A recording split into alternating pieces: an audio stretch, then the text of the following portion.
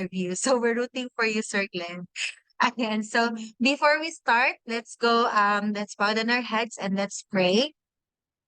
Lord, thank you for tonight, oh God. Thank you for bringing us once again, Lord, for this webinar, oh God. And we just invite that your presence will abide in us, Lord.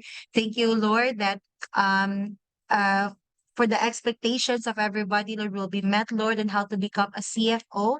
I pray, Lord, for a present mind, present, Lord, that they will be able to concentrate, oh God. I pray that there will be no distractions, Lord, even for Coach Yan Yan. And even for Joe, Lord, thank you, Lord God, for bestowing them knowledge and wisdom.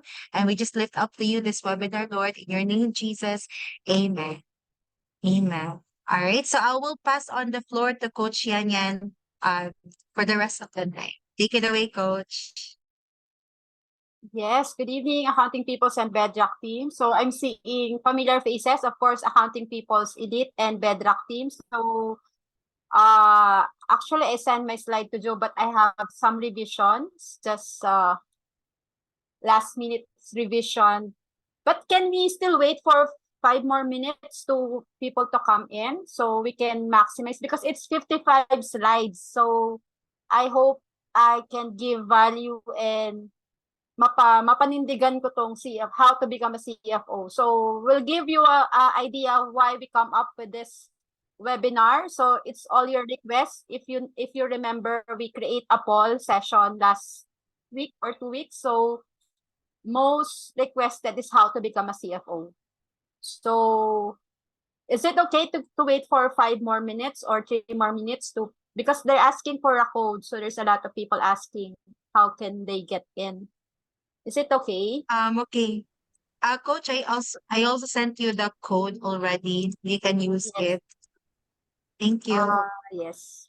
Admin, siguro may admin can share to the main group. We have a main group in FB, so nalulos sila. Where's the code? So just want to assist and ensure, because I think some registered around 69. So, and then I shared the link this morning. So I'm expecting around 60 to 70 people.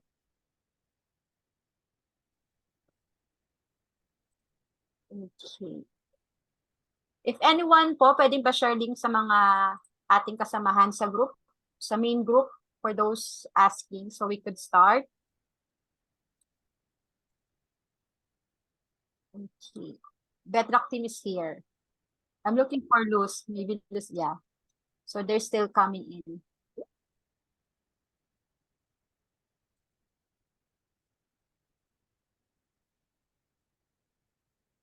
Well, I have a question. Sure. How come Eileen looks like me in the chat? Joe, I opened your Zoom to open this Oh my webinar. God. Yeah, Okay. I used the link. You look handsome. You're so handsome. Why does Janine want to learn how to be a CFO? Is she thinking about transferring to the accounting department?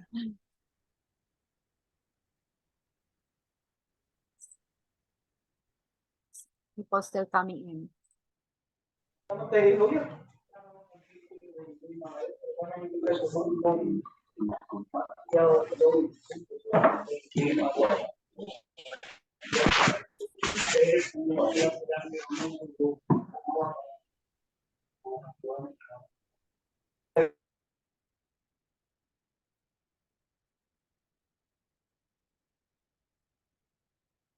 Guys, from accounting people, I think if you can assist our fellow members.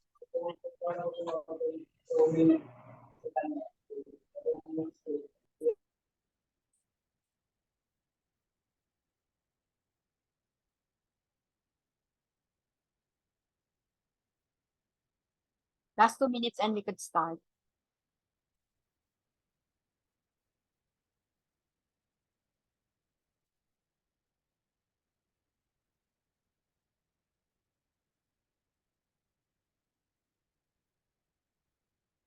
Okay, maybe we could start. So anyway, good evening again, accounting peoples and bedrock team. So for tonight, I'm going to share some informations, and it's a mix of by experience and of course by Google, by AI, by research on how to become CFO. So again, as far as you remember, I sent a post, what would like to learn from us? So the most number of who answered is how to become a CFO, and the next would be how to become a leader. So I prepare a slide for you, but before we start, I would like to know first, sino dito ang gustong maging CFO someday or CEO na right now? Can you type in who wants to be a CFO? So I need participation from the crowd, from the attendees. Me. Sige. So of course, most of you wants to become a CFO. So, but let me give you a context that is very reliable and medyo malapit sa katotohanan.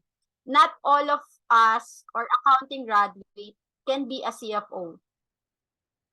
If you will see my slide later on, you can assess if I'm ready to become a CFO or someday I want to be a CFO, but what are the things that I need to learn? Preparation, because it's a combination of expertise when it comes to your accounting background, personal, and most important one is your mental, emotional. It's really more on emotional because you have to deal with a lot of people, not only accounting, but a lot of people. So you have to be ready. Just to give you a heads up, how big is the responsibility of a CFO, right? I think Joe can agree with that. It's like a CFO, when you say CFO, wow. But if you will really understand what's the role of a CFO, maybe after this webinar, you will have not a second thought, but you will really maybe excited to look forward to become one. Is it okay? So most of you wants to be CFO, but who is already a CFO here aside from Joe? Wala. So sige. So this one, bibigyan ko kayo ng slide, but again, it's a mix of my experience. I'll be sharing with you some Excel sheet, some example of my previous work, how I learned to become a leader or become a CFO in a way. Hindi pa ako ganun in a way ka-confident CFO. I know how to do it, but there's a lot of things to learn pa. I'm still learning. Okay? So for tonight, this is my slide. So this one. Dito ako titingin sa kabila kasi nitislip ko. So for tonight, it's navigating the strategic path, the journey to become a CFO. Are you excited? Can you type in if you're excited? So, ayan. So, of course, introduction. So, I already give you introduction on how to become a CFO and what are the things that you need to consider, again, to become one. So, of course, considering being a CFO needs a lot of skills and qualifications. Of course, building a strong financial foundation, some developing strategic insight, leading and influencing others, and of course, CFO is also need to have a career development and continuous learning. So it's a non-stop. That's why we're having this kind of webinar fee just to sustain and yung hunger nating matuto. So this one, maybe Joe is familiar with this one. Joe, I use this one, I think, coming from you. But what does the CFO do? So the CFO is responsible for managing the financials. So I will not read na kasi mababasa nyo siya. But basically, yun kasi tinatanong nyo lagi. Pag siresearch nyo kay Google, what is CFO? So most likely more on financials then and corrective action plan. Ito yung medyo mahirap na part in a way, corrective action plans necessary in preparing accurate forecasts so the management can inform decision about the future investment or cut. So as a CFO, you will be the one representing the health of the company. As we always say, if you come to the interview, why accounting is the most important part of the business, if it is the blood of the business, because it really, by reading the financial statement, you can really see if there's a potentials, or this company will last 5 to 10 years or more. So para na siyang para sa ating Bible ng company, kung gaano siya magsusustain at ano ba yung mga future projects na. And as a CFO, hindi lang siya magbabasa as the present situation.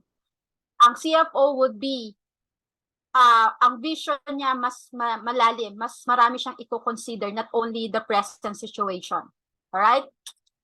So, duties and responsibilities of a CFO, of course, building models, analyzing data, preparing statement to reconcile, keep track of the company's earning and projected cash flow.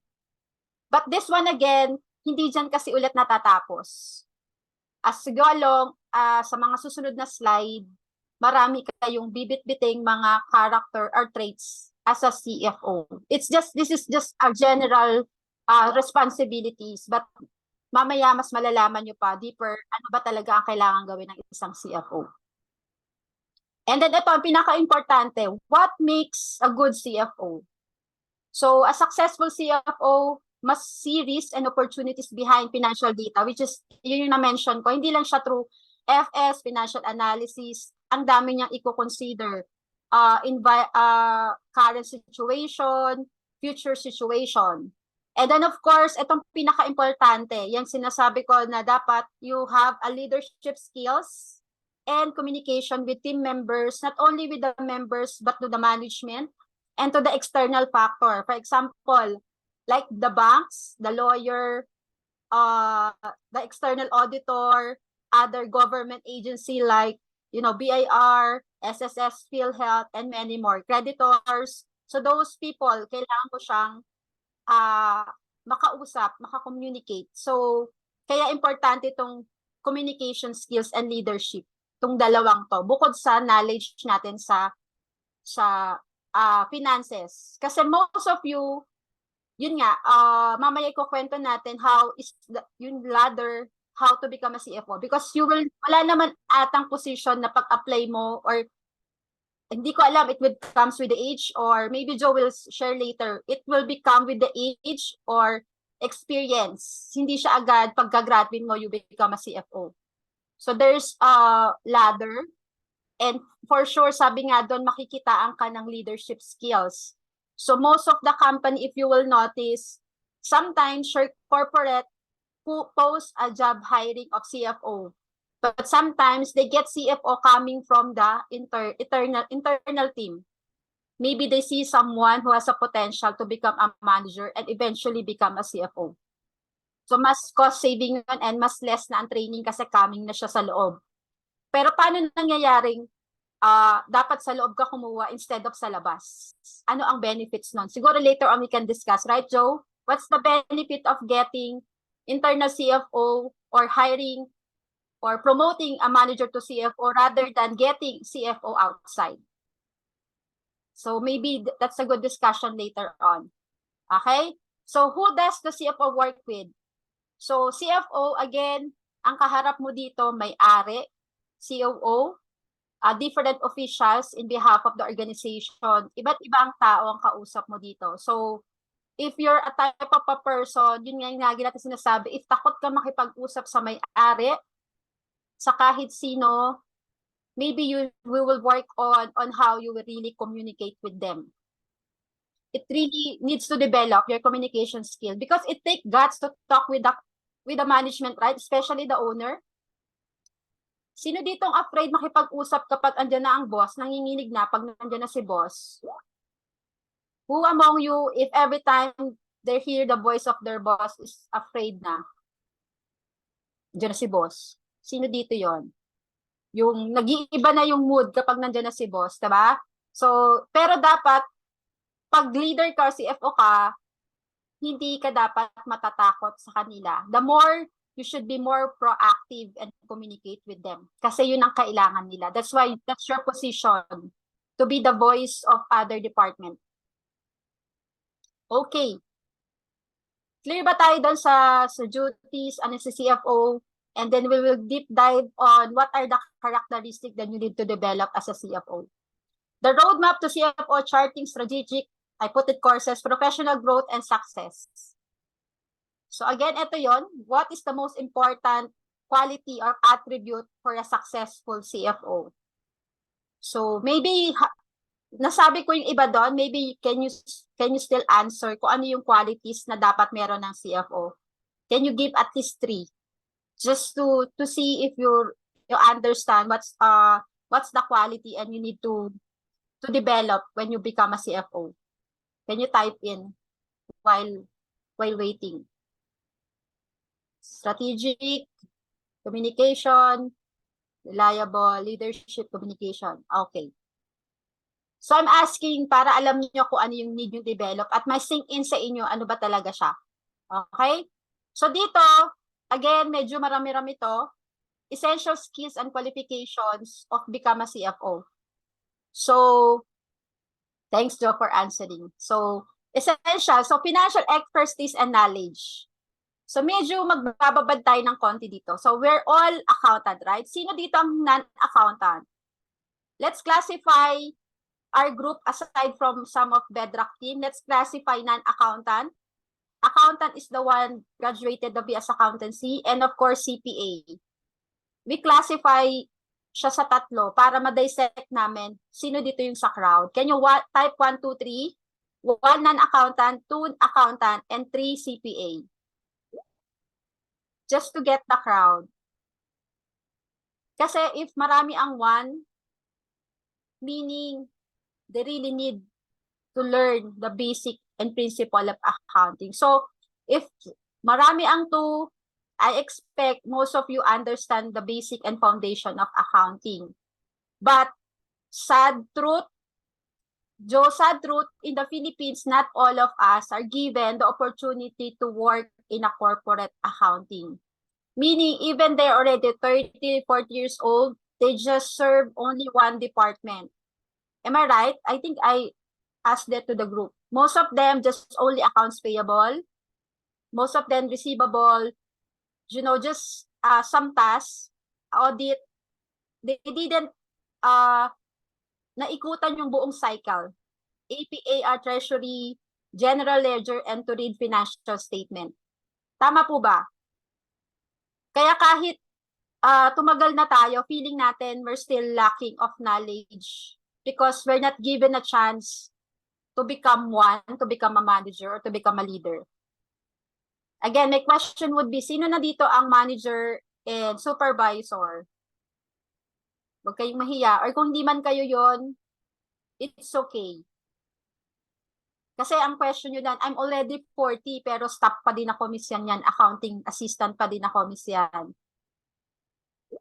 Sino dito yung nakaka-relate doon?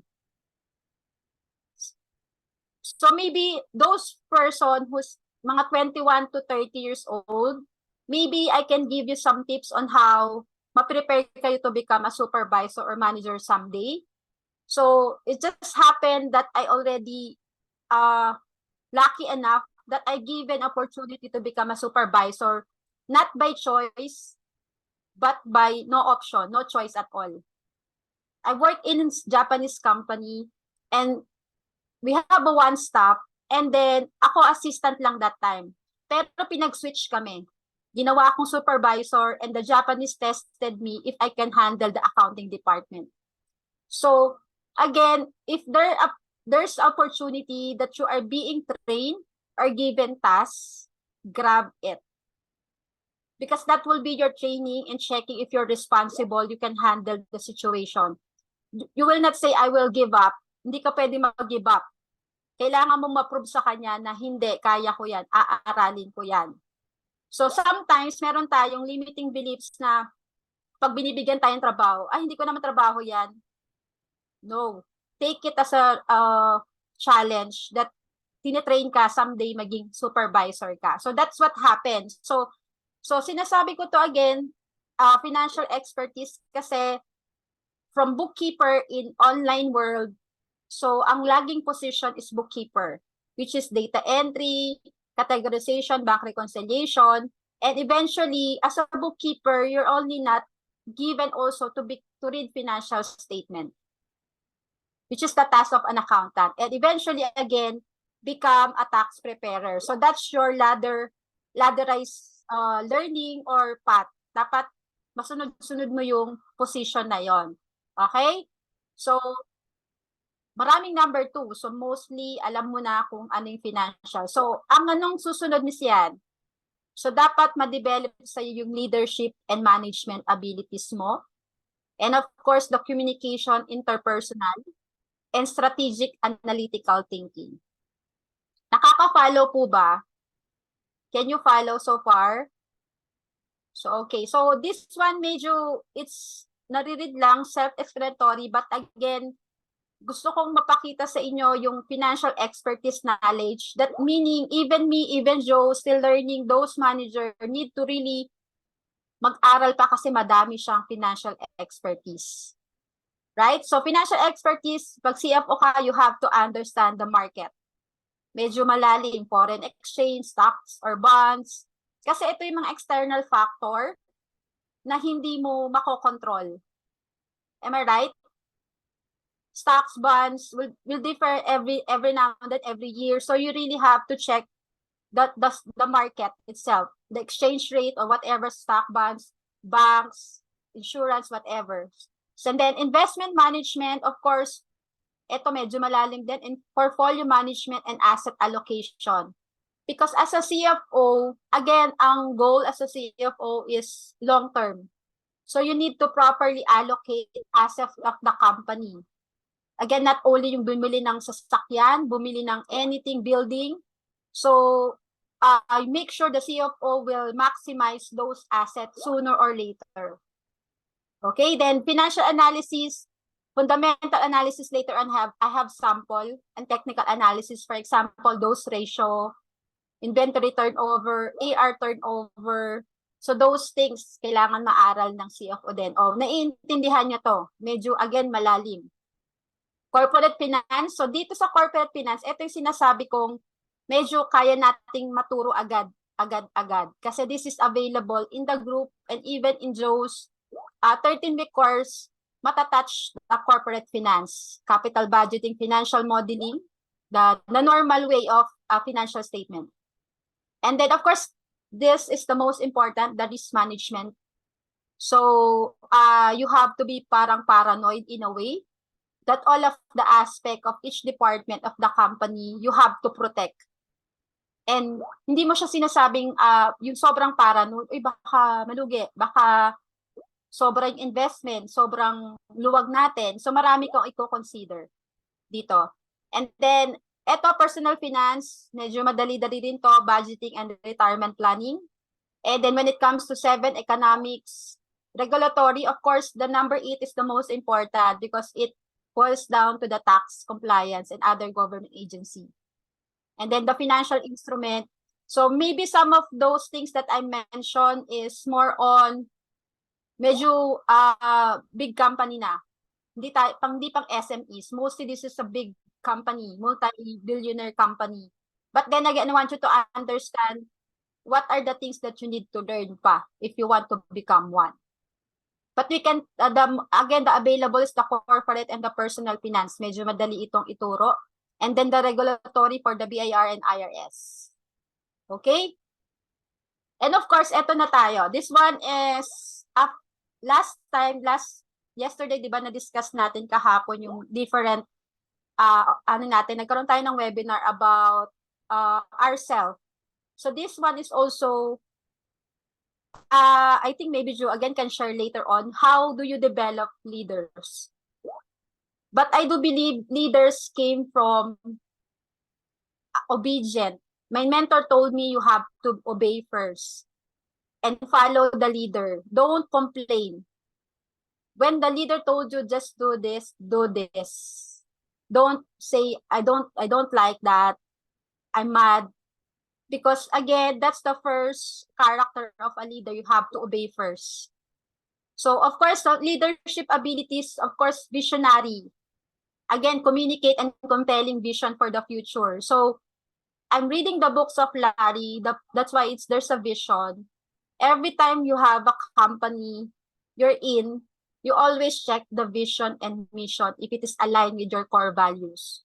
Because if you're not aligned with that core values and mission, kahit anong gawin mo sa company, you will not stay long. Okay? Remember that. And always, sabi doon sa libro ni Larry, when you say the vision, if you're a leader, for example, mag-orientation, once sinabi mo ang vision mo sa kahit sino tao or members, you have to really rely ng malinaw. Kasi if you really na-digest ng each member of your vision, they will move easily and they will adapt the vision. Do you understand? If they really understand, for example, me, the vision of the group is to get more members and continuous learning. So when I look back for the vision, that's why I'm moving because I have a clear vision. So same with the members. As a leader, you have to really rely the vision. So every time you come with any businesses, check their vision first. Are you aligned with that vision? And you can do that vision. Because not all the vision is aligned with you. Baka sabihin, vision pumunta sa Mars. Ayaw mo naman pumunta sa Mars. Tama ba? So check their vision. At kaya mong gawin yung vision, go on with that company. And samahan mo siyang gawin yung vision na yon. And then, of course, strategic planning and long-term plans organization. Ito, decision-making, very hard part din if you're a leader. Maybe, Ms. Alma, do you have question? Someone is raising her hands. Yan. So, decision-making, again, it's a very hard part, decision-making, because you have to really consider the company itself. Because if you're a manager, you will be torn between the employee and the management. You're in the middle. But how can you really stand for what your vision or your paninindigan talaga? Sobrang hirap pag nasa management side ka. Ang sasabihin sa'yo, pag, for example, ako, manager, and then employee, nakita si Miss yan, sabihin balimbing, laging kausap ang management. Pag ang management nakita naman laging kausap ko ang employee, ang bait sa employee niyan. So you really have to balance because that decision making, before you make a decision, you have to be objective. Check a lot of factors why you have to decide, not only for the benefit of one person. Because there's maybe kaibigan mo, favoritism. So you have to consider a lot of things in decision making. And don't be afraid to create a decision if you're a CFO. You just have to defend what's the reason behind of your decision. Maybe the management di nakita yung side. That's why, kailangan mong i-lay down lahat ng cards why you come up with that decision. And you have to be a basis for that decision. For example, in HR, why kailangan alisin, or sa sales, you have the support. As a CFO, you have the support. Maybe may mga disciplinary action na siya, absenteeism, may ginawa siya. So before you lay down the decision, you have to be supported with any documentation. So medyo mahirap siya. Number 4, of course, communication skills. Again, sabi kahapon doon sa webinar, how you will communicate easily. I hope Bedrock you can watch the training yesterday. It's very good to understand because we have a different types of character. There's a thinker, doer, connector, and influencer. So sometimes people clash because they different have character and communication skill. You really understand other people communication skills so you can complement. So naturo kahapon, so it's good that we discussed that last night. Okay, because communication again, not only the team members who will be communicating, also of course, the stakeholders, the leaders, and external factor. And again, this one, inspiration and motivation. So this one, when I'm checking, I can see myself, of course, inspiration is obvious. And number 6 is adaptability. And again, adaptability, because there are some instances that again, you have to make a decisions and considerations for the benefit of the company. So you have to be adaptable in every, because adaptability, people come and go in the company, right? So sometimes it's very hard to invest in emotions. And then if the people let go, it's very hard kasi napalapit na ako, hindi na makapagtrabaho, ayoko na kumain ng lunch, hindi ko na siya kasama. So you adapt to the changes, kahit mahirap, kahit naging friend mo na siya for 10 years. So you have to adapt immediately. And of course, conflict resolution. So ang hirap din ito kasi you have to resolve some conflicts with the team members, conflict with each department. Laging nagka-clash. Sino nakaka-relate? Accounting, laging nagpa-fight sa sales. HR lalo, and production. Actually, all of the department kalaban ng accounting. Tama ba? Kontrabida ang accounting department. So, but they don't understand ano yung napakalaking responsibilidad ng accounting. So sometimes the sales insisting you have to report the sales on 31, but actually they deliver the sales on first of the month. So they outdated the sales, and even the purchasing, even the HR, you have to approve the advances, whatever, the liquidations. So when it comes to operations, so mga overtime ng tao, you have to really be ready on that. And of course, the number 8, again, emotional intelligence, awareness and controls one emotions and empathy towards others. So sometimes you have to listen. Most likely, if you're a CFO or a leader, you have to listen first. So yan. So yan yung leadership abilities. So, and of course, ito, kahapon na pag-usapan din, there are some people are very afraid for delegations. And team building, nurturing team, innovation, and di ko na ibang babasahin, but yung kasi yung pinaka-importante, yung mga 1 to 8 na nauna. And then, this one, courage and risk-taking. Yeah, meron yung mahirap, but this one is nade-develop. But this one nade-develop, again, through actual experience. As the situation arise, that's the time that you can test your leadership. You cannot say, I can be a leader. Madaling sabihin. Sino gusto maging leader here? Type 1. Or ayaw maging leader. Natatakot sa responsibilidad. The moment na afraid kayo responsibility, medyo yon, mag-doubt kayo kung kaya maging leader. But the moment you can take any responsibility, you have a chance to become a CFO someday. Okay? Ayan. So management abilities, again, this is just coming from the book or for any researches, but organizational skills, the priority, of course, sa time management, kasi time management, most CFO, nakukonsume ang time nila sa meetings and report. Hindi na sila yung parang mag-ano pa ng mga small tasks, and mostly decision, kausap, finalizing, decision-making, creating memo, emailing, inaayos yung mga problem inside department. So, kaya importante may time management ka. So, kailangan alam mo yung priority or urgent task for the day. And of course, ito, planning and coordination. Mamaya may bibigay akong sample on how you will plan some of the tasks na naggamit ko before. And then, management, of course, budget and financial management. Actually, masaya yung budgeting and forecasting ginagawa. And then, i-match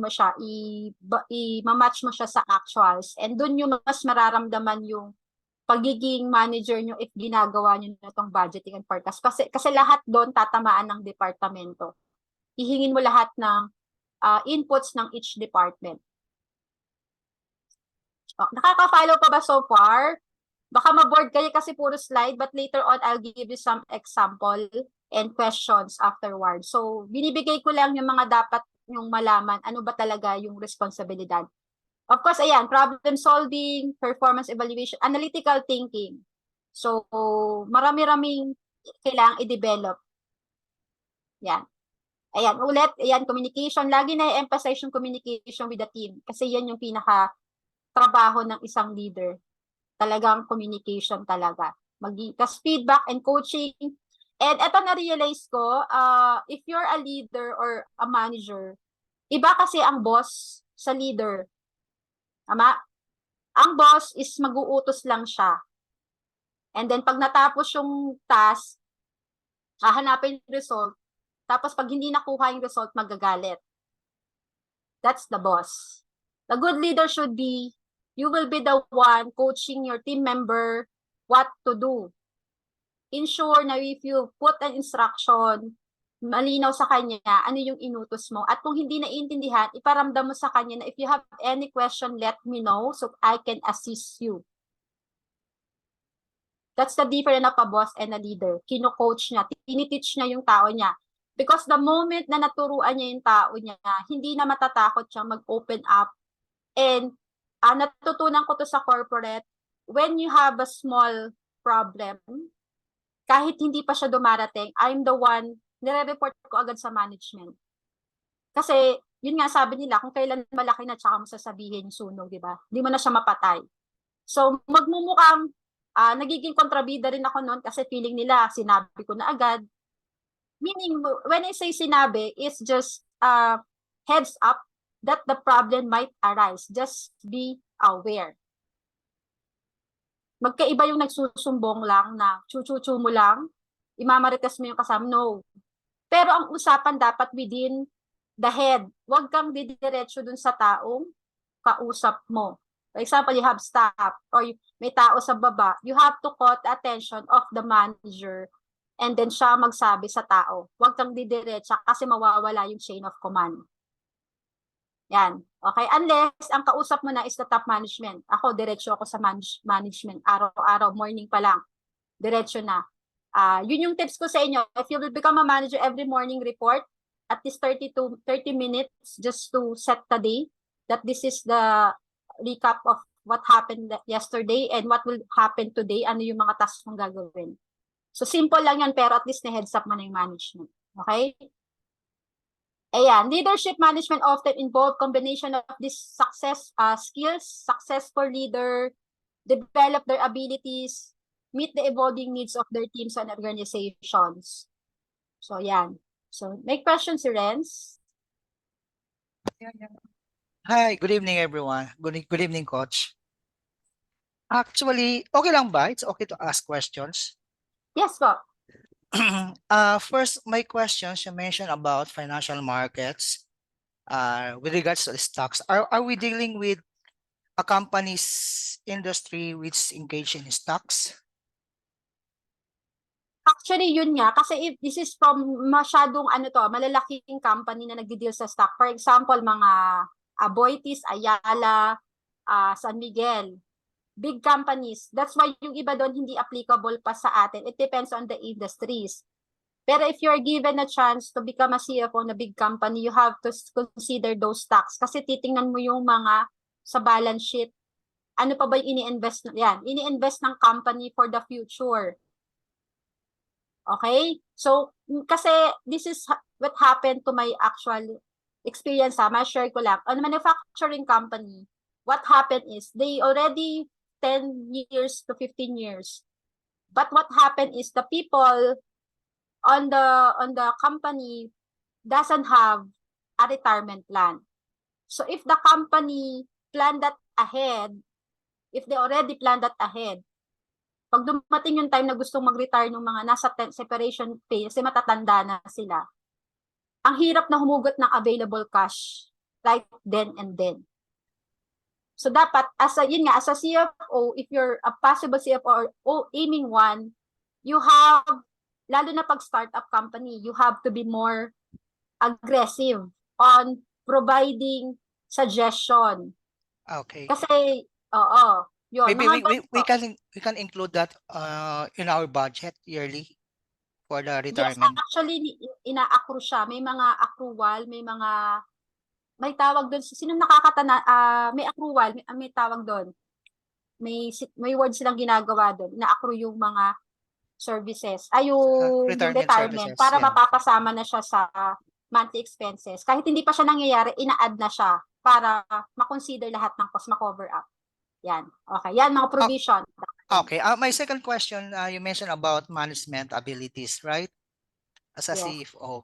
I just want to know, as a CFO, for the freelancer CFO, okay, meaning we're not, what it calls, control our time, right? We are on call, even weekends, evening. If the client call us, give us a call, then we need to attend that, right? Yes, but most of the sa culture kasi ng US, mostly they are very aware dun sa time.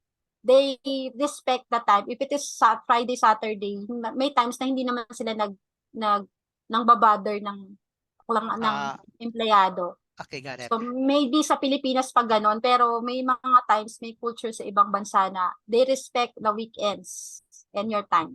All right. Third question, for us practicing as accountant, for how long for us to be developed as a CFO? That's the thing. Because if the company gives you opportunity to handle people, staff, and deal with a lot of department, maybe that's the preparation for you to become one. Okay. Right? Hindi kasi siya again, pag-apply mo CFO ka agad, kahit dati kang staff naging CFO. Sometimes, they see a potential in you, that's why you put in that position. So, Okay. supervisor before, then manager. Then if you come a manager, if you gain your experience as a manager, you can apply for a CFO. But Alright. then again, you still need to learn some, Okay. things to become a CFO. Okay, got it. I think for us to become a CFO, we need to have we need to be good in collaboration with other executive and department, especially in managing the budget, right? Yes. So, collaborations. And again, matindi dapat yung emotional preparation mo and mental. Because again, different personality ang kino-consider mo. Not only one, but depende how many people. For example, 100 people, 1,000 people. So, you have to deal with them. Different personalities. Yes, because if we have a mistake in one figure, then the other, what they call this budget will be affected. Yes. Okay, Yeah. thanks, But anyway, Coach. there's some naman po, may mga each department naman. That's why there's a chain of command. Every problem kaya nagkakaroon ng MANCOM meeting every Monday. Just to talk with different department. What's Apart from daily huddle, there is a MANCOM meeting. Yes, merong once a week meeting MANCOM. Normally Monday. And then month-end report. Every department will report. How about the daily huddle? Let's say you have a team and you need to discuss some matters. Is that necessary as a CFO to conduct a daily huddle for the staff? Pwede yon sa department lang ng accounting. But overall, meron MANCOM weekly meeting. Alright. Okay. Thanks, Coach. That will be all. Okay. Sure. Okay pa ba kayo, guys? Can you still follow po? Again, it's a mix of my personal experience and written research po itong nakukuha nyo. Okay? So, communication skills. So, of course, again, this is self-explanatory, but then again, this is the most hard part. Let's face it, that we need to develop. It takes gut to talk with CEO or talk with Joe directly, and you can say, very straightforward. And the culture, again, that's why I love US clients. The culture of US clients is very direct. Sometimes they didn't mean it, but the moment they said it's true, but it's up to you how you will absorb those comments.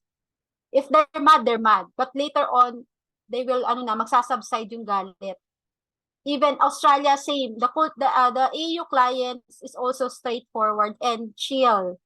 They want very upfront answer. Wala nang paligoy-ligoy. And they value time, lalo na sa EU. Although sa US gano'n din, pero si EU mas particular, medyo may micromanagement in a way because they are very strict on the time. Pero mababait naman. So it depends on the culture. Okay? So again, this one, self-explanatory kasi marami pa tayong dadaanan. But then again, nakita nyo tong confidence. Saan ulit nanggagaling ang confidence? By opening your camera. Right? So, as I always say, Joe always mentioned this morning, you have to open your camera because this is the one way of showing up and be confident whatever is your background. Because this one will really see the other side that you're respectful, right? And you are serious or committed on the time of other people. I hope you Can I, understand that. Marianne, I'm sorry to interrupt you, but can Sure. I just, for everyone here, how do you know that I'm not looking for a CFO? Or one of my clients are looking for a CFO? And if you don't have your camera on, I'm not even gonna consider you. Okay, does that make sense, Marianne? Yes, this is the first rule, show up, whatever your face or whatever is your background, but this is the first training to build confidence. Yeah, so Okay. if you can't turn on your camera, forget about even applying for a CFO job. Okay, that's just me. And I've hired plenty of people. So that's just my opinion. Thank you. Okay. But of course, those are sometimes meron sila busy. But I hope, yan, yung unang practice natin. So, next time if you have a Zoom meeting, we already announced it before. So, you have to create a specific time to open your camera. So, although some of you are driving or eating or commuting pa. But anyway, just lang mabalik ko lang sa confidence. That's the first step. Of course, feedback. So, communication skills also needs constructive criticism. So sometimes, human nature or the culture of the Filipino is sensitive when it comes to feedback. So, pag may sinabi sa inyo yung isang tao regarding your work or sinabi, if they call your attentions, just say this according to Larry. Thanks for the reminder. Okay? So it will definitely will set the day or mag-iiba yung mood if you say thanks for the reminder kapag binigyan ka ng feedback. Meaning you appreciate because meaning kinokorek ka niya. Malalaman nyo naman pag kinorek ka lang ng wala lang or gusto lang niyang mang-asar. Pero most probably if you're a leader or even if you're a leader, you have to give a feedback to the staff or other department to call their attention. But in a nice way. That's why we have to develop the communication skill. Of course, written communication, meron ng AI, right, Joe? There's an AI for written communications. And this one, the number 11 and 12, again, you can develop persuasion and public speaking if you're confident. It's very hard to persuade someone in public speaking, lalo pag madaming tao. But if you're confident enough, you can communicate. If you know yourself, laging sinasabi, if you have self-awareness, what is your strength and weaknesses, madali na siyang mabasa, magre-resonate na siya for other person. May intindihan na nila kayo if you can communicate yourself well and you're aware what is your weaknesses and strength. Okay? Ayan. So this one, interpersonal, ayan, this one, again, nadidevelop. Again, marami tayong iba't ibang characteristic, but I believe each and every one of us can create rapport and collaboration, teamwork, conflict. So the fact that you're here, you're building rapport already, we create collaboration and teamwork. This is a teamwork effort. This webinar, this whole thing is a collaboration and teamwork.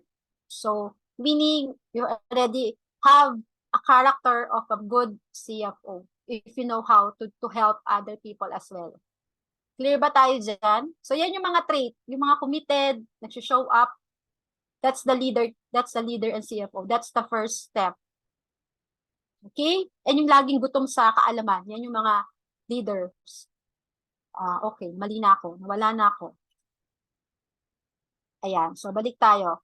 Ayan, cultural sensitivity, yung nabanggit ko kanina sa iba't ibang client. So, yun, minsan misinterpret natin. So, patient, networking, and negotiation skills. Medyo ang negotiation skills, again, very mahirap when you're a CFO. Because it takes, again, if pag may sinabing department na hindi to pwede, for example, HR, hindi ko approve yan. Baka yung decision ng isang department, hindi pa naman final. You can still negotiate, maybe we can adjust. Or sales, we can adjust. For example, sa sales, the commission will be 50%. And of course, the accounting will get no, only 20 to 30. Then you have to negotiate and meet halfway. Okay, so matutong negotiate ng ayos and come up with the solution. Again, with the basis yung pagharap mo sa kanila kung sakali makikipag-negotiate ka. You have a basis why you come up with this kind of solutions. Ito na rin to, emotional, diplomacy, resilience. So number 12, very important. The other, nadidevelop, but the resilience, actually, na-develop na natin resilience, actually, every day, and mas na-develop siya sa atin ng COVID, right? Sino makakapagsabi ng resilience sa Tagalog? So, yung feeling na nakabounce ba kaagad, yung napaka-positive ng attitude mo, ang dalis mo makarecover. So, pag nawala ng client, iyak tapos bangon ulit. So, dapat, and even in the department of a CFO, ganun din. If merong mga pangyayari, nag-away kayo ng management or ng ibang department, wag mo siyang again seryosohin or take personal. Gawin mo ulit siyang magandang practice sa'yo if may ganung pangyayari. Madalas yan, araw-araw yan. Kaya tayo, in the company, they always nakaka-stress sa office kasi kaaway ko na naman yung departamento. Sino nakaka-relate? Ayoko pumasok because meron akong kaaway sa department na yon. Ba? So, wag nating isipin yun. Collaborate. Eto, nabasa ko lang to sa LinkedIn, pero maganda tong ma-share. Diba? Being a CFO is really a tough these days. But with all the technology changes, one mistake and you may be out. Being a CFO is not a journey of balance, not just calculation. You must stay one step ahead and move the company in profitable direction with technology initiative. So since we're already on the technology side, so again, dapat ang isang CFO o kahit di pa CFO, medyo ang utak natin laging futuristic. Correct, Joe? Futuristic, laging 10 times ahead. That's not happening but you really thinking na posible itong mangyari. So, ilista nyo yon yung mga naiisip nyong goal sa company or sa business, yung mga competitors nyo, ano yung, again, resourceful. Can I say something about this? Yeah. Because first off, this has been awesome. You've done a tremendous job, but what you just said is probably the crux of being a CFO. And I could tell you the perfect example, which is Apple Computer. Apple was doing billions of dollars in business. They had thousands of employees all over the world. And the CFO knew that they were going to run out of money in 3 months. They knew that they were going to run out of. How did he know that? How could he possibly know that? It was amazing because it saved Apple Computer from going out of business. And that really is the crux of what being a CFO is, to be able to predict what's going to happen. And all the other stuff that you added here. I mean, but I'm gonna stop now because I took so many notes. But everything you've said so far, Marianne, is right on. Right on. Thank you. Thanks, Joe. Thanks, Joe. Yeah. Okay, so this one, less effective CFO, waste of time if you're only doing transaction, bookkeeping, and financial reporting. So most CFOs spend time on strategic planning, as Joe said, some financial planning, investor activities, and company performance. So again, if you will assess yourself, ano lang yung kaya nyong gawin, so dapat again, your mind is more creative and ask questions, learn books, networking, ask other successful people, mentor, coach, follow them, what's their strategy, and apply that immediately. Okay? Yeah, the modern CFO needs system, people, and tools to glue all the pieces together. But of course, this one, medyo I have to dig down some example afterwards. So, as you can see, building a strong financial foundation, of course, number one, yung financial statement and analysis. These are the thing that the first important of a CFO. But, again, this is a self-explanatory because It's 8 o'clock. it's 8 o'clock. So, accounting, so, these are the thing that you need to learn. Again, from nandun kayo sa dating department, AP, invoicing lang, or payroll and taxes. So, if you really have this talent or skills, this is your career path again. If you know how to audit, ensure dapat meron kayong lahat this kind of foundation before you become a CFO. Kasi dadaanan nyo lahat. Naiintindihan yung buong process. Okay? And of course, kasi as a CFO, ito yung medyo mabigat, financial planning and analysis. If you hear FP&A, so as a CFO, doing projection, analysis, accrual, and then most important, board reporting. Every month before, meron kaming every 10th of the month, we have to report the financial statement, and you really have to explain what happened. But that time, I'm not afraid for the result of the financial statement. Why? Because it's just a result of each department outcome, especially the operations. We're just translating this information to the management. And after seeing that, of course, there's someone, a Japanese, who will approve the financial statement and the result.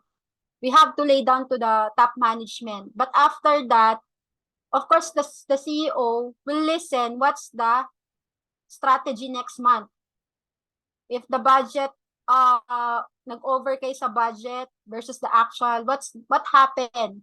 And then you have to review the process, what happened. So sometimes the CEO will not blame. Huwag kayong matakot na ma-blame kasalanan ng accounting, that's why lugi tayo. No, actually the accounting is just saving all the data, translating the data, but eventually the financial statement is an effort of all department. Tama ba? Natatakot tayo kasi accounting, kala natin tayo pagagalitan pag ang pangit ng financial, which is not. We just record, translate, and if merong departamento na malaki or sa operation, madalas na operation sa sales, that's why we have different department para mag-meeting. Yeah. So this one is just a sample risk management kasi this risk management and internal controls, as early as now, you maybe magkaroon na kayo na idea ano yung expect nyo mga risk management na kailangan nyo matutunan.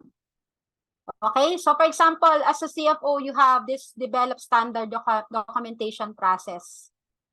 So maybe I can give this slide na lang kasi medyo madami to. Pero just a bullet point na kailangan yung malaman, gaano ka-importante documented process. This is sometimes na mi-miss out to ng every company or malalaking company. They didn't document the process. So sometimes the tendency is, if may darating na tao, nahihirapan agad magturo, mag-train kasi hindi documented yung process and mga procedure. So dapat meron ka ng example ng ganyan. Standard, template, documentation. So even the people come and go, meron ka na kayong standard process. Okay? Of course, leverage documentation software. So again, nabanggit, since nasa digital age na tayo, you really, as a CFO, dapat alam mo yung mga mag-learn ka paano mapapabilis yung trabaho sa company, make it automated. Kaya dapat medyo techy savvy din kasi mag-adapt sa mga cloud-based. Yan. Okay? And then as a CFO or as a whole, if you're a CFO, you can kasi if you're a CEO already, you have the voice naman kung ano yung pwede nyong isuggest sa company. And this one is very important, conduct workshop and training. Because if you conduct this workshop and training dun sa mga tao, na-educate sila, and sometimes, again, pwede ka makadevelop dun ng isang leaders. Diba? And then, maintindihan ng, especially the staff, bakit kayo may mga process if they undergo some workshop and trainings. Okay? And of course, ito, risk assessment framework. Medyo high level of high risk or strategies ang kailangan mo dito. Kasi, ayan, tulad niyan, may mga financial words na dito na you need to check the threshold, dollar amount threshold. So, kailangan mong maintindihan yon, or could be required dual or even triple approval. So, mga control, I'll give you example later to mas maintindihan yung mga sample. So, siguro sige, I'll give you na lang sample of a document that you can use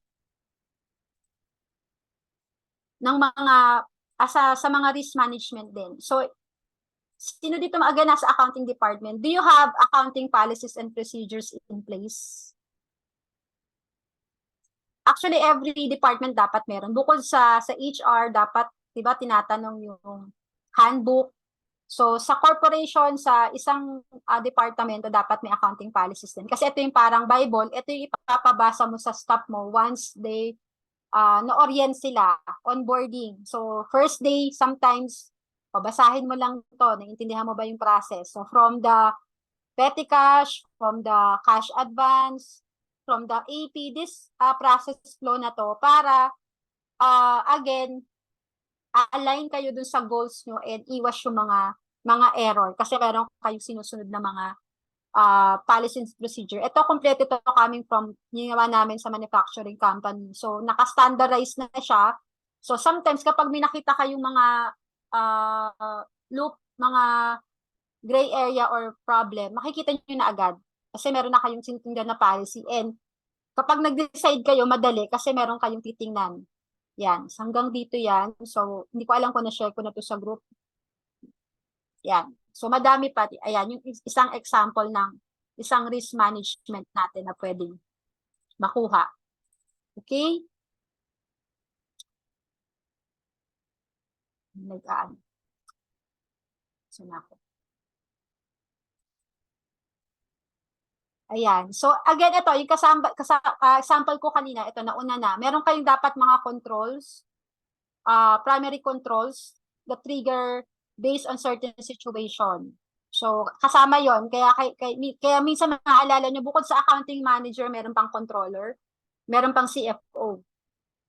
Magkaiba din ang trabaho nun ng controller at CFO. Si CFO is overseeing siya sa lahat, even the controller. Siya lahat yung nasa taas ng each department. Kasi medyo, yun nga, strategic ang kanya. Nagbibase siya sa lahat ng departamento. And then sometimes, kaya di ba nagkakaroon tayo, sino dito yung mga auditor? SGB, Punong Bayan, ano pa, Ernst & Young. Tama? So, minsan, yung mga big company merong ganito. Kasi, ini-ensure nila is tama pa rin lahat ng documents na mga nare-report. So, wag kayong, alam ko may iba dito kapag may auditor na iines. Sino dito na iines if there's an auditor? Kasi ang daming hinihinging dokumento every year end. So, yung nakaka-relate, pahingi naman pong ganito, random checking ang auditor. Tama? Pahingi po ng voucher na to. Pahingi po ng schedule. Sino yung nakaka-relate? Yan. So, yan. Kasama yan. So, as a CFO, you have to consider there's also third-party audits. Hinahanapan ka ng mali documents, dapat may attachment, tapos i-report yon. Kasi at the end of the year, merong pahe-kahe. Sino nakaka-relate sa pahe-kahe? Ayan.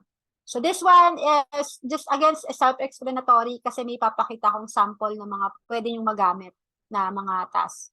And of course, ang pinaka-importante, if you're a CEO, again, hindi ka lang nakatingin dun sa present situation.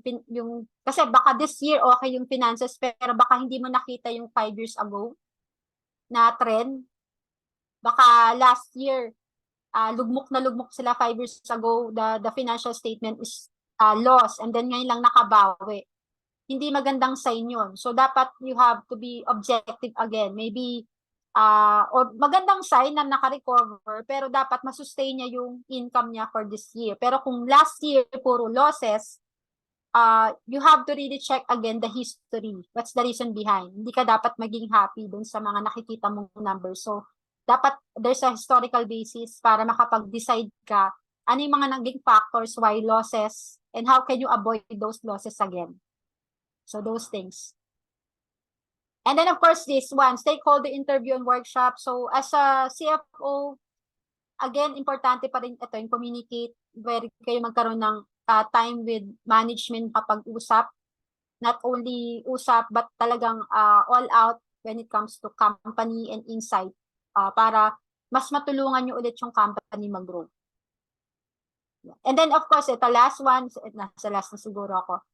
Compliance. So as a CFO, although may mga department or may mga hinahire naman tayong nagpo-provide ng compliance, but importante, kasi at the end of the day, kahit naman kumikita ka and you're not compliance with the BIR or IRS, maapektuhan pa rin yung business mo. May stress ka pag marami kayong, sa atin, di ba, may LOA or any IRS letter, so nakaka-stress. So, dapat as a CFO, meron kang checklist if you're compliant on any government agencies, not only the IRS, but the external pati, mga DOLE, mga ganyan, di ba, marami tayo yung ganyan, SSS, whatever.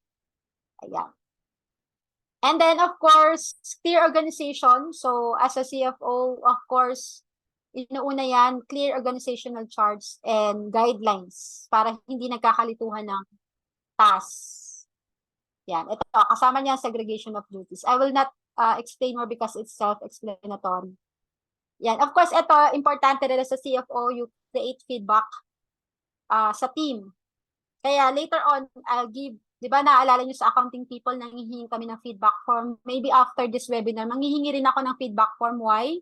Because we need your feedback if kukulangan, ano pang gusto nyong matutunan.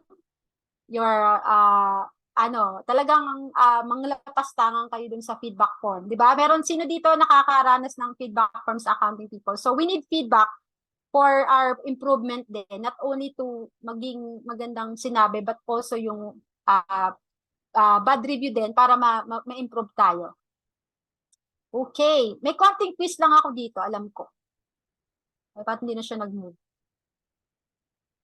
Nag-slide ba sa ano niyo po? Nag-stop? Ay, ako nawala sa kabilang slide. Kasi may konti tayong quiz.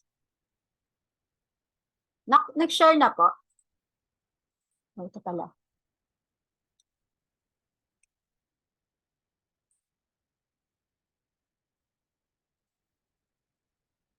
Nawala po. Wait lang po . Nawala daw ang share screen po.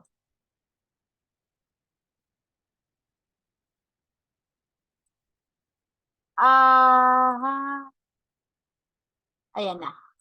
Okay. Na-share na po. Coach. But anyway, yun na pala, sorry. It's just a small quiz lang. Just to check if you're listening or sa ating webinar. So, it's, I think, for 4 questions lang. Kita nyo na po. Wala pa rin.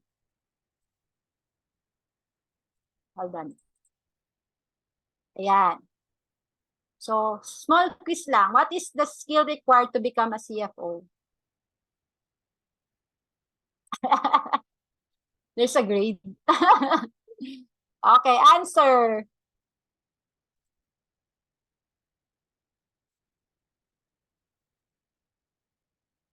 B. Walang kopyahan, guys, B. So Joe, what's the correct answer? Let Joe's answer the question. B. So most of you B. Yes, financial acumen. Correct. Okay, what's the nade-delay lang po yung aking slide ha. Wait lang. What is the one of the key responsibilities of a CFO?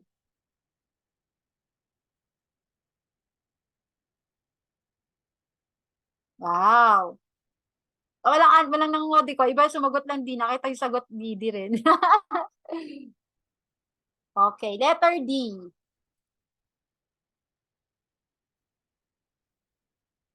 Hindi nag-move sa kabila. Okay. Tanggalin ko ulit. Hindi nag-move sa kabila.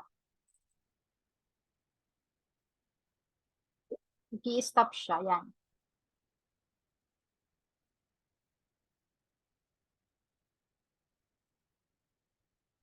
What is the one of the key steps in navigating strategy to become a CFO?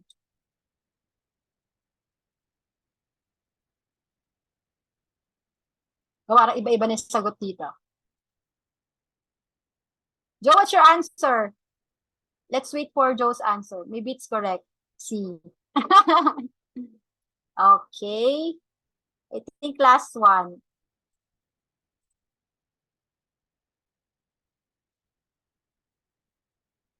I think that's the last one. Yes. Okay, last one. I think last one na yun. Last one na yun, guys. So, that would be my presentation. I hope may natutunan kayo for tonight. And then, I'll let Joe for some inputs and insight. May natutunan ba? May natutunan? Sana may natutunan. Wait, me? Yeah, I'm done already. I hope they've learned. What was the answer for the last question? What's the last question? C. Oh, okay, I guessed it Yeah, right. C. Yeah, C. I guess it's right. May questions kayo or to Joe? Maybe, Joe, you can add on my presentation that I didn't mention. What you didn't mention? Yeah, maybe I missed out something. Oh my God, my head is spinning. My head is spinning. And first, I want to congratulate everybody that has their video on and for staying the whole time. Marianne, this was wow. I'm really impressed. Really impressed. But this is what I want to share with everybody. You know, my experience is dealing with very, very small businesses. Some of what Marianne covered has to do with companies like Apple Computer. Okay, I don't know about that.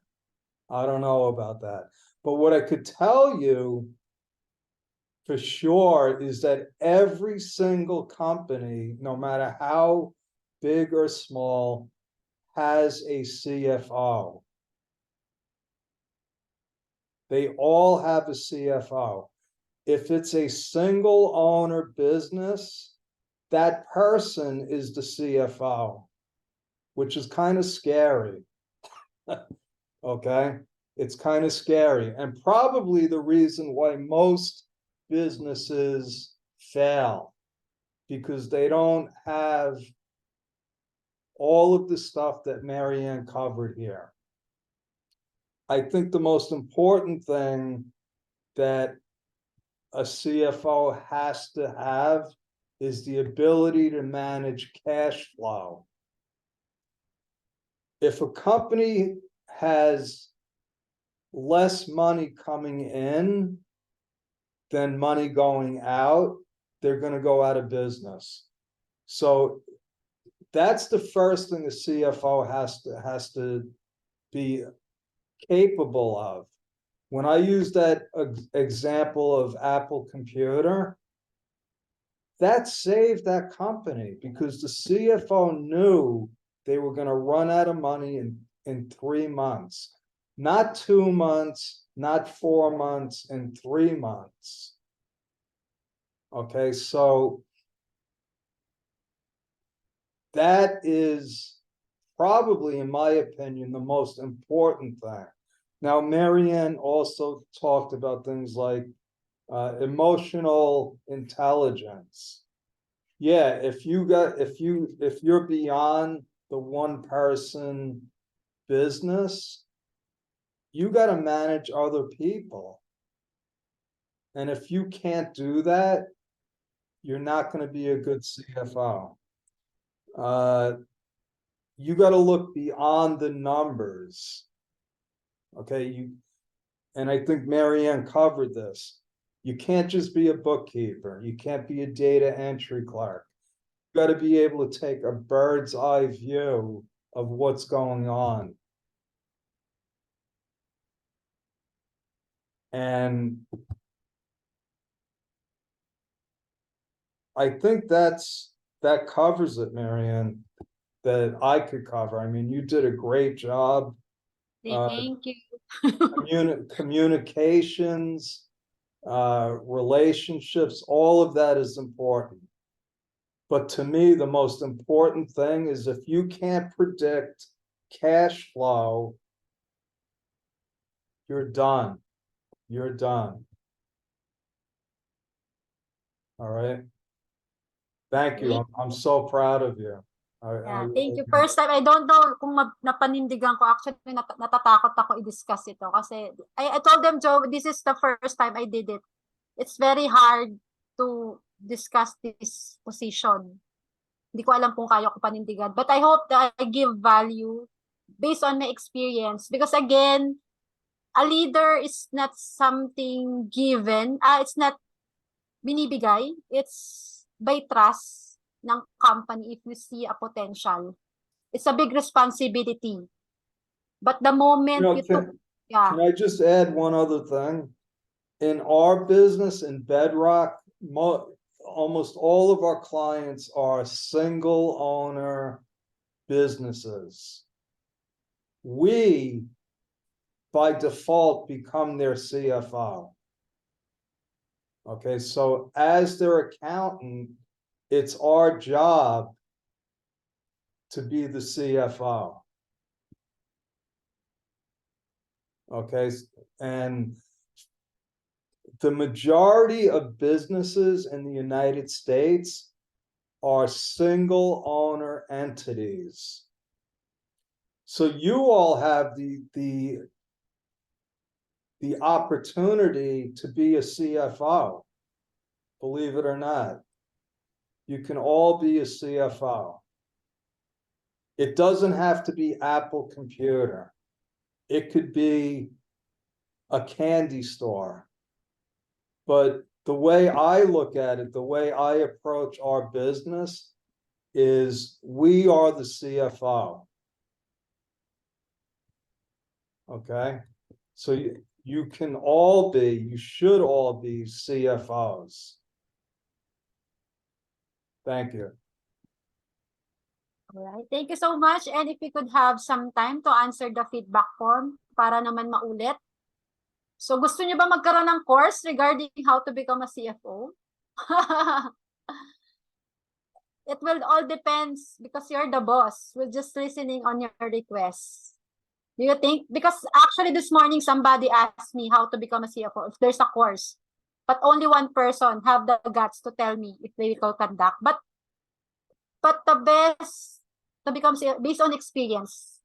Talaga, hindi siya matuturo by books. Ang hirap siya ituro by books. Because again, emotional doon may kasama. Baka hindi mo matagalan yung pressure. Ready ka ba umiyak at masaktan? Kagaya ni Catherine, yan. Patay tayo dyan. Hashtag. So, that's it. But you can be one. Start with the bottom. Be a bookkeeper, accountant, then take a responsibility as you go along with your career. Every time there's an opportunity, just grab it. I hope any feedback, please. Cut me. Gusto niyo ba magkaroon ng course sa ganon? Parang ang hirap. Kasi there's a course for financial, inaaral din yung financial analysis. Mahirap talaga siyang, I have a sample while you're answering for the feedback form. I have a lot of example for example, financial ratio, horizontal analysis, but it takes time to learn. Saan ba? Yeah, may mga analysis side, may mga ganyan, maraming horizontal analysis. So, ibang level na to, pang ano na talaga to. Sample lang, hanap pa tayong isa. Naka-open na ako kanina. Financial ratio. So, this one. Liquidity ratio. So, kaya nyo na ba ng powers natin yun? Liquidity. Yeah, this one. So, a CFO also needs to learn this activity ratio, leverage ratio, profitability. So, yeah, may mga ganyan ng CFO. So, it takes time to learn this kind of, right, Joe? Receivable turnover, leverage ratio, profitability ratio. So, I have a lot of materials, but it's very hard to teach kasi medyo ano talaga to. Sasabugan tayo ng brain cells dito. Maraming sample. Marian, I think the first thing people need to learn is how to do a budget, Yeah, this one, cash a budget. simple budget. Right, This one, cash profit planning, cash flow. yes. This one. Right, cash flow. If you could get that down, you can be a CFO. If you can't, you'll never be a CFO. So figure out how to do a budget, a cash flow budget. Yeah. I think this one, yeah. Financial position and yeah, this is just my sample. So because for sure you will look for how to become a CFO, but you have to learn those things. Baka dumugo na ano nyo, brain cells nyo, baka ano na dyan, hindi na kinakaya. There's a question here. May I ask if possible to become a CFO without degree in accounting or being a CPA? Yes. If you possess those character, numbers, leadership, management skills, communication skills, it can be learned, accounting, I think, but the very hard part is your character and attitudes towards the situation. Because different situation, every company, different people, you have to get along. So how you will manage those things? Need a lot of experience din, coach. Yeah, experience dealing with different people, tsaka and accounting. Just so happen that a manufacturing company talaga is a good training. Good training, and the Japanese also. How to find employer. So, sino gusto maging CFO na? Kanina may nagtaas ng 1. Sige, let's answer. Who wants to be a CFO? Now, after hearing those things.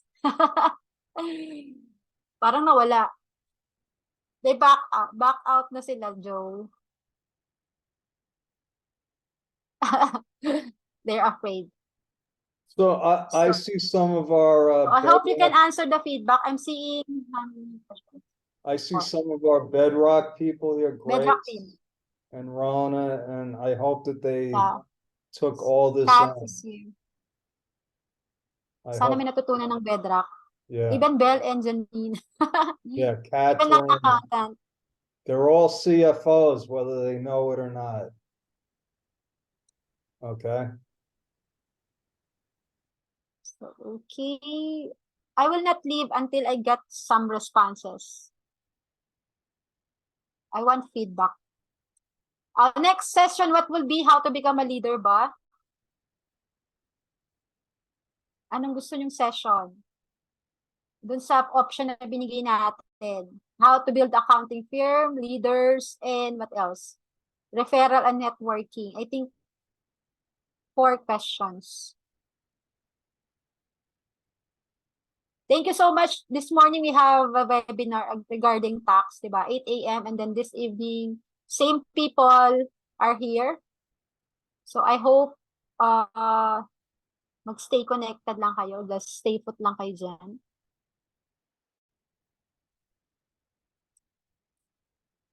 Guys, from Bedrock, if there's a recording, they want to review the even this morning session, they want to hear. Public speaking, go, Joe, public speaking, how to learn public speaking. You want to learn how to do public speaking? Somebody, It's easy. You speak in public. literally is public. You embarrass yourself numerous times, and eventually you're a public speaker. There's no other way. It's practice. Okay. Practice, practice, practice. Yes. Confidence, yes. Show up, and then volunteer. Volunteer to become a speaker in any event, just like birthday or wedding, a simple gathering, hosting a webinar, co-hosting. So it will develop. Right, Belle? Yes, that's right. Never back down whenever you're being challenged. Ayan. So, that's the beauty about having a mentor, about having Coach Yan Yan and Coach Joe, kasi they're gonna push you outside your comfort zone. Just a bit of a story, hindi talaga ako post. Hindi talaga ako nakikipag-usap sa mga tao. I didn't know that I can be a host not until Joe and the entire Bedrock team pushed. So ayan. So who knows that you will become the next CFO. But the first step is you have to really be willing to be outside of your comfort zone. Ayan talaga. And of course, we're looking forward to have more webinars with you guys, for those who really want to become a leader by numbers. Ayan, stay tuned kasi we're in for a long haul, okay? And I hope that you also the same na you also see this community as pangmatagalan, okay? Pwede niyo ba i-drop sa comment section, pangmatagalan to, ayan. So we're in for a long haul with you guys. And yeah, thank you. Matagalan to. Ayan, solid. All right. And of course, make sure to let the news out. We're having our pre-webinar. And somebody asked, if meron ba recording? Yes, we'll have a recording of this one. So feel free to share this with your colleagues who also want to learn about more about CF. Ayan. So if may mga takeaways kayo, I believe Coach Yanyan would love to hear it. Renz is raising his hand. Yes, Yes, Renz, go ahead. just one question. Okay. Since this topic's quite hard for us, and I admit it, although I know everything about it, 80%, but still need for me to learn. Can we conduct this not only once, just once in a month for the CFO topic? Part by part, for example, communication, leadership. Yeah, we need to enlighten more on this. For us to win clients, I think we need to start educating ourselves by attending webinar, like your webinar, yeah. But it's gonna be done in just overnight. We need to aside from we are educating ourselves, webinar is a big help for us. Possible, but next time there will be a role playing. You will be the one co-hosting and you will be the one to present. Yeah, Is cool, that fair? cool, yeah. Yeah, that's the way you can develop your leadership, right? And your confidence. It's like a recitation. Yeah, it's not just like purely theory and like that. Joe We is need that. laughing. Yeah. Because as a CFO, we need to train ourselves to present some financial information or policies like that. through webinar we can do it. Yeah. Yeah, Renz, I think Marianne has a point there. The best way to learn is to teach, Yes. right? Yeah, to teach. Yeah, right. Agree. So, yeah, I love that idea, Marianne. Next month, Yeah. Renz, It's like an Renz MBA can class. host. You will present one of your expertise and discuss with the team. So there's a value, we're giving value for every members. Right?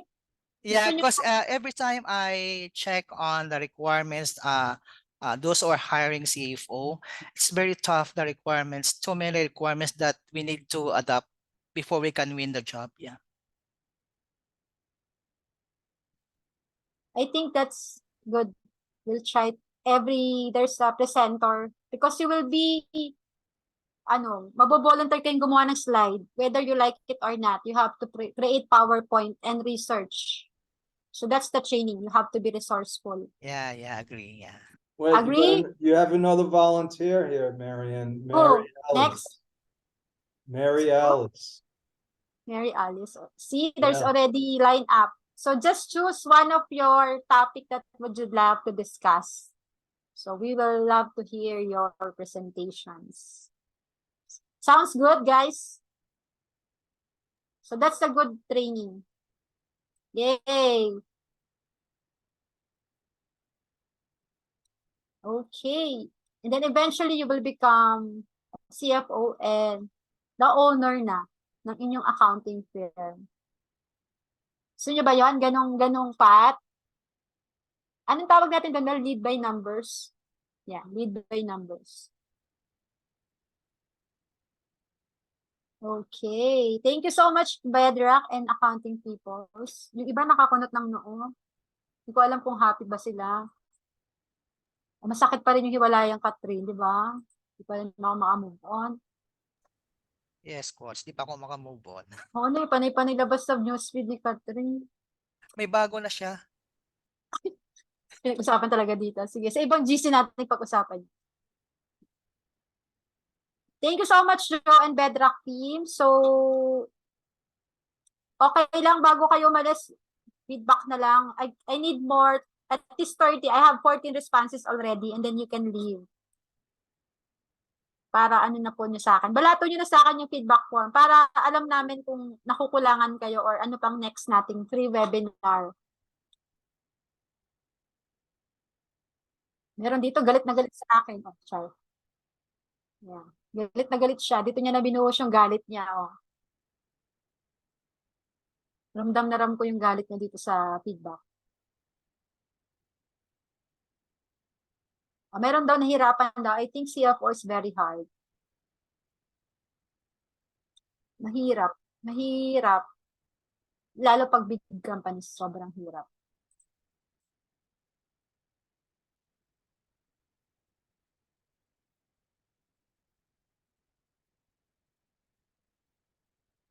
Bye guys, yung nakasagot na. Thank you po.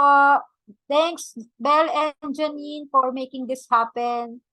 See you tomorrow. Bye, everyone. Next week ulit or sa mga susunod. Bye!